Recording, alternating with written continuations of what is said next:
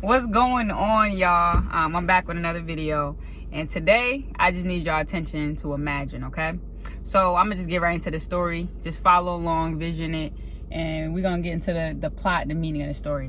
So let's go. Imagine walking into a 5-star restaurant, right? You walk into this restaurant, you sit down and eat one of the best meals of your life. I mean, I'm talking, they got steak, the most tenderest steak you ever wanted.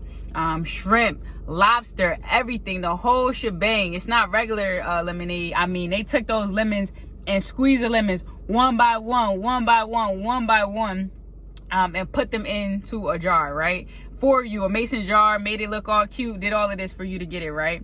And you like, wow, they outdid themselves at this 5-star restaurant, right? So then after the meal is done, you know, you get that little full sit back in your seat and all of that, right? And the bill comes over. When the bill comes over, the waitress sets it down, and your bill is actually $1 million. If you see me looking now, it's just my laptop. So the bill comes up to $1 million. So immediately you start panicking, like, I already ate the steak. I only have $500 in my account.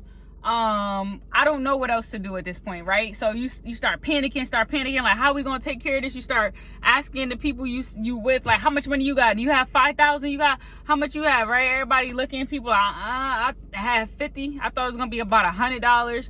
Whatever it is, right? Everybody's looking around. No one has it, right? You're trying to figure it out, right?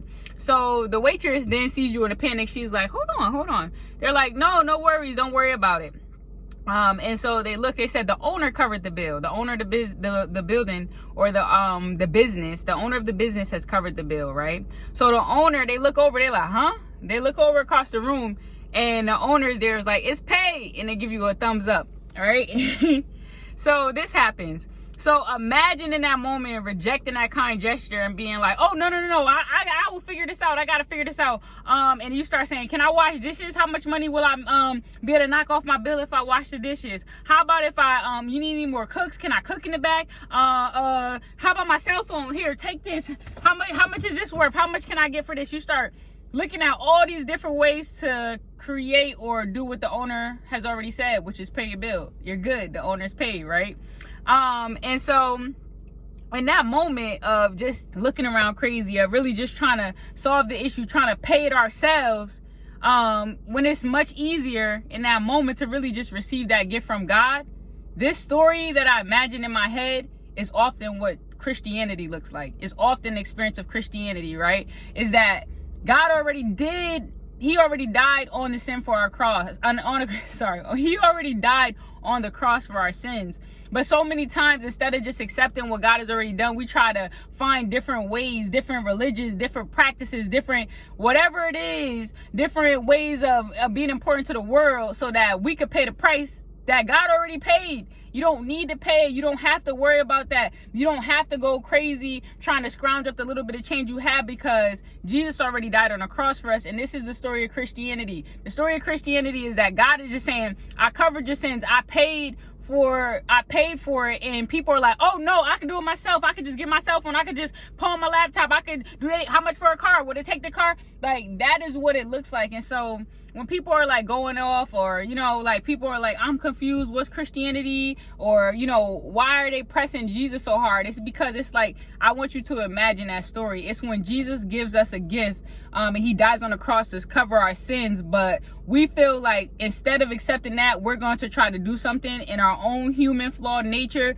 to meet that need or to cover our sins, when we don't have to do that. It is finished. Now, the actions that we have after that are determined on us, right? So if we believe that the owner covered our bill, you'll politely say thank you.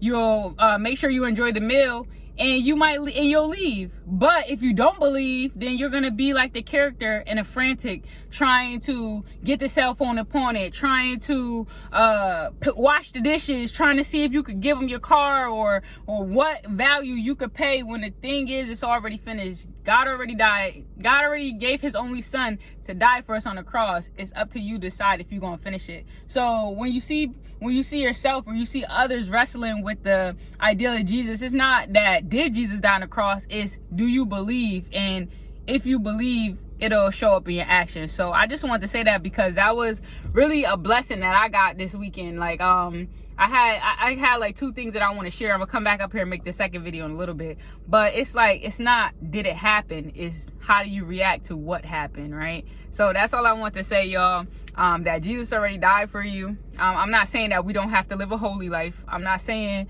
that we don't have to try to represent God in the right way, but what I am trying to say is that you don't have to purchase what God already purchased. You have to believe in that, and that is the preface of Christianity, is just believing.